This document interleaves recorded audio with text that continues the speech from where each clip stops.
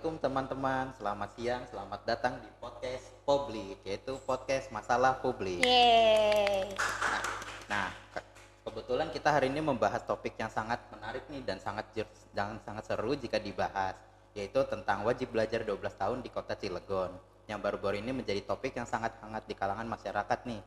Kebijakan ini berpotensi memberikan dampak besar bagi sistem pendidikan, namun juga tentu adanya banyak sudut pandang yang perlu dibahas. Nah, untuk membahas lebih dalam ini, saya sudah ditemani oleh dua narasumber, yaitu Diva dan Tiara. Nah, mungkin kita bisa perkenalan lebih dulu kepada dua narasumber kita hari ini. Hai Bima, Halo. mungkin dari saya dulu ya. Perkenalkan, nama saya Diva Naila Davinda Datau, saya dari program studi administrasi publik FISIP Untirta. Nah, kita kan mau membahas kebijakan wajib belajar 12 tahun nih. Saya salah satu orang yang melaksanakan atau mengikuti nih kebijakan ini. Saya belajar dari SD sampai SMA, itu kan total kalau di total 12 tahun ya. Oke, lanjut Tiara. Oke. Halo Bima, perkenalkan nama saya Tiara Febriani dari Prodi Administrasi Publik FISIP Untirta. Benar yang dikatakan Diva tadi, jadi kita berdua ini sudah melaksanakan kewajiban wajib belajar 12 tahun tersebut. Oke, baik Tiara dan Diva, terima kasih sudah bergabung bersama kita hari ini. Nah, sebelumnya gimana nih kabar kalian hari ini? Pusing banyak tugas atau gimana? Lumayan. Lumayan. Sama kita nasibnya ya. Iya. Semangat ya. Iya, semangat juga. Sebelumnya terima kasih sudah mengundang saya. Untuk kabar saya alhamdulillah baik. Dan juga saya senang diundang untuk membicarakan topik yang sangat penting ini. Nah, iya juga terima kasih ya untuk kesempatan kita dapat datang ke publik nih, podcast masalah publik. Semoga apa yang kita bahas, diskusi kita kali ini itu kita mendapatkan wawasan gitu ya. Untuk penonton juga. Kalau Bima gimana nih kabarnya? Alhamdulillah sehat. Kalau nggak sehat sih nggak bakal hadir di sini. Iya dong, bagus dong berarti sehat-sehat terus ya. Oke, jadi seperti yang kita udah ketahui nih teman-teman, kebijakan wajib belajar 12 tahun ini kan menuntut semua anak di Indonesia untuk menyelesaikan pendidikannya sampai tingkat SMA atau sederajat. Nah, tentu saja ini bukan hal yang sederhana dan ada banyak aspek yang perlu kita bahas, mulai dari sisi akses, dampak sosial, hingga tantangan yang dihadapi dalam implementasinya nih. Nah, sebelum kita masuk ke lebih dalam, mungkin kita bisa mulai dengan perspektif kalian berdua nih mengenai kebijakan ini. Apa yang pertama kali terlintas di pikiran kalian ketika mendengar tentang kebijakan wajib belajar 12 tahun ini? Oke, saya duluan ya. Menurut saya kebijakan wajib belajar 12 tahun ini sangat penting untuk memastikan apakah anak di Indonesia, apa yang kita bahas di Cilegon itu mendapatkan kesempatan yang sama dalam pendidikan atau enggak. Terus agar kita mengetahui juga apakah pendidikan di Indonesia atau di kota Cilegon ini sudah merata atau belum. Nah, hal ini bisa menjadi kunci untuk mengurangi kesenjangan sosial gitu. Selanjutnya saya setuju sih sama apa yang dikatakan Diva, tapi kan di sisi lain tuh pasti dalam pengimplementasian kebijakan itu tuh pasti ada aja tantangan atau kendala gitu kan. Apalagi seperti dalam hal infrastruktur dan juga kualitas pendidikan di daerah-daerah tertentu. Ya pasti fasilitas juga ya. Gitu. Iya. Wah, seperti kita udah mulai masuk ke inti permasalahan. Iya nih. Ini ya. Nah, nanti kita akan bahas lebih lanjut deh tentang tantangan dan solusi yang bisa diambil. Jadi tetap simak podcast ini sampai akhir. Nah, mungkin dari Tiara bisa jelasin dulu mungkin dari dasarnya. Jadi sebelum kebijakan wajib belajar 12 tahun ini keluar, itu tuh sebelumnya tuh ada programnya yang lebih dulu. Jadi program tersebut itu kebijakan wajib belajar 9 tahun menurut peraturan pemerintah nomor 47 tahun 2008. Nah, setelah kebijakan ini ditindaklanjuti dan dibuatlah kebijakan baru, yaitu kebijakan wajib belajar 12 tahun yang dikeluarkan pada tahun 2015. Nah, iya tuh benar. Nah, tujuan dari program lanjutan ini atau program wajib belajar 12 tahun ini itu untuk mempertahankan keberhasilan dan kesinambungan dari program sebelumnya, yaitu program wajib belajar selama 9 tahun. Nah, ini juga itu menjadi hal untuk mempersiapkan generasi emas Indonesia tahun 2045. Nah, secara singkat, Undang-Undang Nomor 20 Tahun 2003 ini tentang Sistem Pendidikan Nasional Pasal 1 itu mengatakan bahwa pendidikan itu sebagai usaha yang sadar atau terencana untuk menciptakan suasana belajar yang kondusif dan proses pembelajaran yang aktif gitu. Jadi melalui proses yang tadi, suasana belajar yang kondusif dan proses pembelajaran yang aktif, itu peserta didik itu didorong untuk mengembangkan potensi diri secara menyeluruh. Jadi kayak peserta didik ini didorong untuk mengembangkan potensi sesuai dengan kebutuhan mereka gitu. Oke, ternyata perlu waktu yang cukup lama sih ya untuk menganalisis apakah suatu kebijakan itu perlu ditindaklanjuti atau tidaknya ya.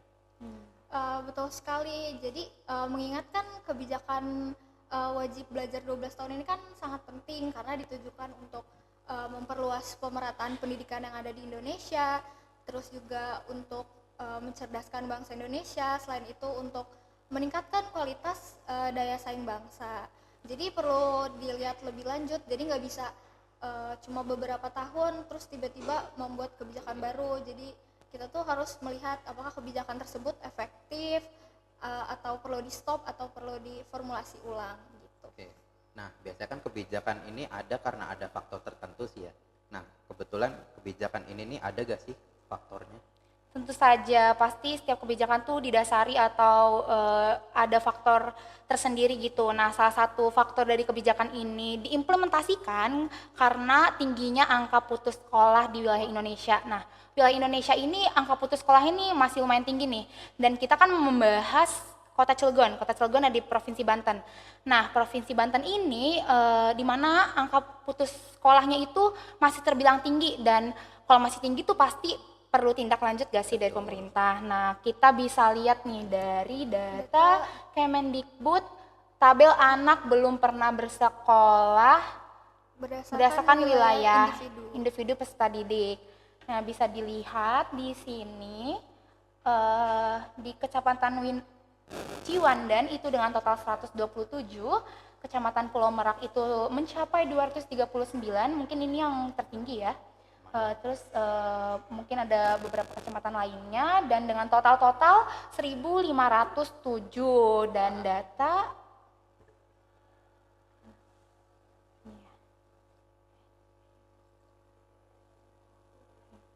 lanjut data lulus tidak melanjutkan, jadi tidak melanjutkan pendidikan gitu. Di sini dengan total 743 orang. Dan lumayan tinggi ya di sini. Ya. Nah, selanjutnya Kota Cilegon itu kan salah satu kota di Provinsi Banten. Menurut berita yang saya baca dari selatsunda.com, Kota Cilegon itu pada tahun 2021 pernah menyentuh angka 6.000 anak yang mengalami putus sekolah. Jadi dapat disimpulkan bahwa anak-anak di Kota Cilegon ini nih belum mengenyam pendidikan sebagaimana mestinya gitu. Jadi pendidikannya tuh belum merata, sampai anak-anak Kota Cilegon tuh masih ada yang putus sekolah. Wah, ternyata Kota Cilegon ini memiliki angka putus sekolah yang lumayan tinggi ya di tahun itu, bahkan sampai 6.000 anak mengalami putus sekolah. Ya, itu lumayan banyak banget ya. Nah, lalu apakah sampai sekarang angka putus sekolah di Cilegon itu masih tinggi atau malah mengalami perubahan ke arah yang lebih baik gitu?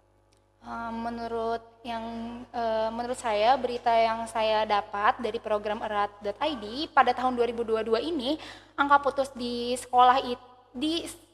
sekolah di Kota Cilegon itu menurun pesat hingga dengan jumlah 1.149 anak yang putus sekolah gitu. Lumayan ya, yang tadi 6.000 jadi 1.000, jadi mengalami penurunan. Tapi walaupun angka putus sekolahnya ini di Kota Cilegon mengalami penurunan, tapi tetap perlu ada tindak lanjut agar kebijakan ini berjalan sesuai semestinya. Jadi agar kebijakan ini tuh tetap berjalan gitu, anak-anak tuh tetap mendapatkan pendidikan gitu. Nah, melihat perbandingan angka putus sekolah dari tahun 2021 sama 2022 itu menunjukkan pemerintah Kota Cilegon itu lumayan cukup baik ya dalam menjalankan kewajibannya untuk mengimplementasikan wajib belajar 12 tahun ini. Nah, lalu gimana nih perkembangan kebijakan ini di tahun berikutnya? Benar sekali. Jadi pemerintah tuh sudah cukup baik ya mengatasi masalah putus sekolah ini.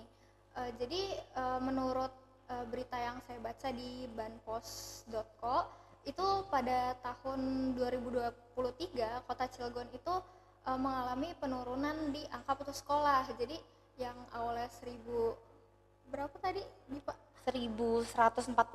Nah, dari 1149 itu turun jadi 669 anak. Lumayan ya. Nah, jadi seiring berjalannya waktu, pemerintah ini sudah cukup baik dalam mengatasi masalah ini. Nah iya, setahu saya juga Kota Cilegon ini pada tahun 2023 ini menjadi kota yang terendah di Provinsi Banten. Oke, artinya seiring berjalannya waktu hal ini dapat teratasi sih ya sama pemerintah Cilegon. Iya. Nah, apakah ada program khusus dari pemerintah Kota Cilegon untuk menghadapi masalah ini? Tentu saja baru-baru ini Dindikbud Kota Cilegon atau pemerintah Kota Cilegon ini mengeluarkan program namanya Gerakan Sekolah Maningluar, yang dimana inovasi dari kebijakan wajib belajar 12 tahun ini sudah diimplementasikan, namun secara seremonial baru diluncurkan pada tanggal 4 Juli tahun 2024 kemarin. Nah, program ini ditujukan untuk anak yang putus sekolah agar mereka tuh bisa mendapatkan pendidikan lagi, baik sekolah secara formal maupun non formal seperti paket A, B, C, tahu kan ya. Nah, selanjutnya menurut Kepala Dindikbud Kota Cilegon yaitu Ibu Heni, jadi pada berita Cilegon itu dijelaskan bahwa pada tahun 2023 ini angka putus sekolah ini berjumlah 428 anak. Nah, diantaranya itu 305 anak itu tuh sudah kembali ke sekolah akibat adanya inovasi gerakan sekolah Maningluar itu. Nah, jadi gerakan sekolah Maningluar ini nih juga memfasilitasi anak berkebutuhan khusus untuk mengikuti program kesetaraan pendidikan di paket A, B, dan C. Oke. Nah, tadi kan ada 428 anak yang putus sekolah tuh. Ya. Namun 305 diantaranya sudah kembali. Nah, selain 305 anak yang kembali sekolah, apakah 123 anak lainnya akan terus diupayakan oleh Dindikbud Kota Cilegon? Nah, menurut kalian, apa yang membuat 123 anak tersebut tidak ingin melanjutkan pendidikannya? Nah, pastinya benar nih, Dindikbud Kota Cilegon atau pemerintah Kota Cilegon akan terus mengupayakan agar anak yang 123 yang putus sekolah tadi agar dapat berkembali sekolah. Menurut saya mengapa mereka tuh tidak ingin atau tidak melanjutkan pendidikan, itu faktor utamanya bisa dari faktor ekonomi yang lemah. Karena kan mungkin ada beberapa anak yang jarak dari sekolah dan rumahnya tuh jauh dan mereka tidak memiliki kendaraan. Nah, akibat dari itu mereka tuh jadi berpikir dua kali, karena kan mereka tuh kehidupan sehari-hari juga butuh uang gitu ya, sekolah juga butuh uang. Kalau misalkan kayak gitu ya mereka tuh bakal mikir dua kali untuk pendidikan. Nah, sudah cukup. Nah, faktor ekonomi kan udah pasti jadi utama sih Iya. kebanyakan orang. Nah, selain faktor ekonomi, ada lagi gak sih faktor yang mempengaruhi mereka untuk untuk memilih tidak melanjutkan pendidikan mereka?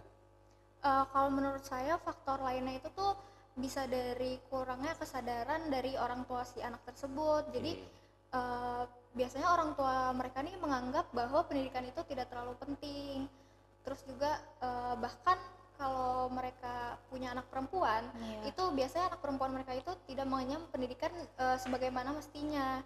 Dan juga mereka tuh punya pemikiran sendiri bahwa kalau misalnya perempuan tuh nggak usah sekolah tinggi-tinggi gitu, atau sekolahnya tuh nggak usah lama-lama karena nanti ujung-ujungnya juga di dapur. Iya, gitu. bener tuh. Jadi mereka menganggap pendidikan tuh tidak terlalu penting gitu.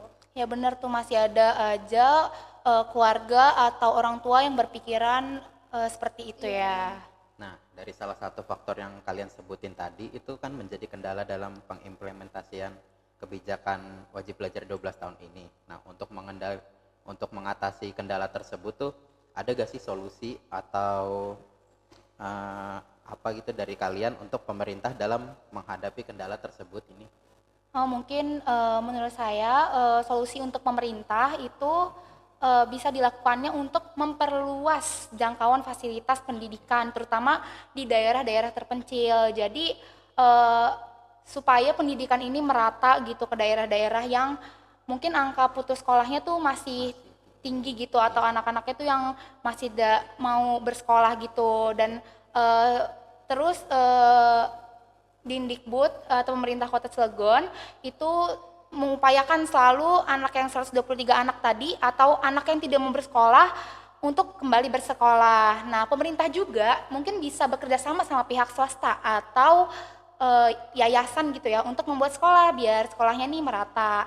Nah, untuk mendukung kualitas pengajaran, pemerintah juga bisa memperkuat pelatihan dan sertifikasi bagi guru. Jadi gurunya tuh biar kualitasnya tuh meningkat ke semua daerah gitu. Saya setuju dengan apa yang tadi dikatakan Iya. Iva ya. Kalau menurut saya itu tuh perlunya penyebaran informasi kayak misalnya tentang bantuan pendidikan, juga beasiswa. Iya. Jadi sebenarnya keluarga tuh bisa berkoordinasi gitu dengan pihak sekolah. Jadi semisal keluarga tuh membutuhkan gitu kan, jadi bisa menghubungi pihak sekolah agar bisa dibantu. Dan juga pemerintah tuh bisa memberikan insentif bagi orang tua juga untuk mendorong anak tersebut tuh untuk tetap bersekolah. Jadi memberikan bantuan langsung atau juga beasiswa tadi seperti itu. Biasanya untuk keluarga yang berpenghasilan rendah ya, Iya, itu ya. yang membutuhkan. Selain itu juga orang tua juga selain untuk pemerintah, ternyata peran orang tua juga menjadi sangat penting nih. Sebagai contoh, itu mereka bisa memberi contoh yang baik bahwa pendidikan itu penting atau mencari ilmu itu penting dan itu baik untuk kita ke depannya gitu. Nah, bisa juga dukungan materi seperti menyediakan alat belajar yang memadai, itu tuh membuat anak tuh mungkin semangat kali ya untuk bersekolah gitu. Jadi keluarga ini bukan hanya untuk tempat berlindung atau tempat di rumah gitu ya, tetapi juga sebagai sumber motivasi atau support system untuk anak gitu. Jika kita bisa memperkuat peran keluarga untuk pendidikan ini, mungkin angka putus sekolah juga bisa diminimalisirkan ya. Dan semoga generasi yang kedepannya tuh bisa lebih tercipta gitu. Sesuai pengalaman saya, orang tua saya juga mendukung saya atau memotivasi saya terus untuk mencari ilmu gitu. Dan itu sangat berpengaruh juga sih buat saya. Jadi kan tadi dibahas ya, emang faktor ekonomi itu sangat penting.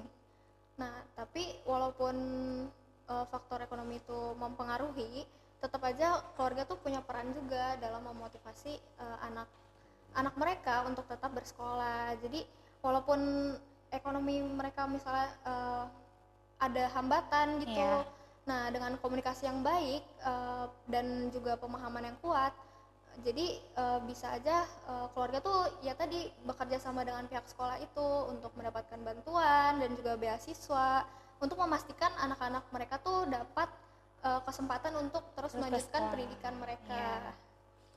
Oke. Nah, jadi berarti meskipun faktor ekonomi bisa menjadi hambatan, tapi dengan komunikasi yang baik, pemahaman yang kuat, dan kerjasama antara keluarga dan pihak sekolah, hambatan tersebut mungkin bisa diatasi gitu ya. Nah, keluarga memang memiliki peran yang sangat penting sih dalam memastikan anak-anak mereka mendapatkan kesempatan untuk terus bersekolah, bahkan keterbatasan ekonomi. Nah, jadi bukan hanya pemerintah nih yang bertanggung jawab, tapi juga masyarakat juga dan keluarga Ikut tentunya serta. harus berperan aktif. Oke. Nah, sebagai penutup, mungkin dari Tiara, apa harapan Anda terkait kebijakan wajib belajar 12 tahun ini di Kota Cilegon? Kalau menurut saya, harapan saya ya, semoga kebijakan ini benar-benar bisa memberi dampak positif bagi pendidikan anak-anak di Kota Cilegon. Jadi dengan pendidikan yang lebih lama, saya yakin untuk anak-anak akan lebih siap untuk menghadapi tantangan hidup dan juga lebih leluasa dalam menentukan masa depan mereka. Dan juga untuk pemerintah semoga dapat mengusahakan untuk anak-anak yang belum kembali bersekolah itu bisa diupayakan lagi, dan juga dapat berkoordinasi mungkin dengan pihak-pihak lain agar kebijakan ini bisa berjalan secara efektif. Nah, kalau dari Diva gimana nih? Harapan saya nggak jauh beda. Yang penting harapannya itu baik untuk masyarakat Cilegon ini. Nah, kebijakan ini semoga bisa diterima baik dengan seluruh lapisan masyarakat. Tentu saja pemerintah juga harus benar-benar memperhatikan pemerataan fasilitas dan kualitas pendidikan, apakah sudah merata atau belum nih, agar semua anak di Indonesia apapun di Cilegon itu merasakan manfaat dari pendidikan ini. Segitu saja, Bima. Oke, mungkin sampai sini aja kali ya pembahasan kita. Sebelumnya terima kasih banyak nih Diva dan Iya, Tiara terima kasih atas juga, wawasan dan Bima. pendapatnya yang tentunya sangat berharga. Iya. Semoga kebijakan wajib belajar 12 tahun ini bisa berjalan dengan baik di Kota Cilegon Amin. dan memberikan dampak positif untuk generasi masa depan. Iya. Terima kasih juga untuk para pendengar atau penonton yang sudah menyimak diskusi kita hari ini. Iya. Sampai jumpa di podcast lainnya. Dah.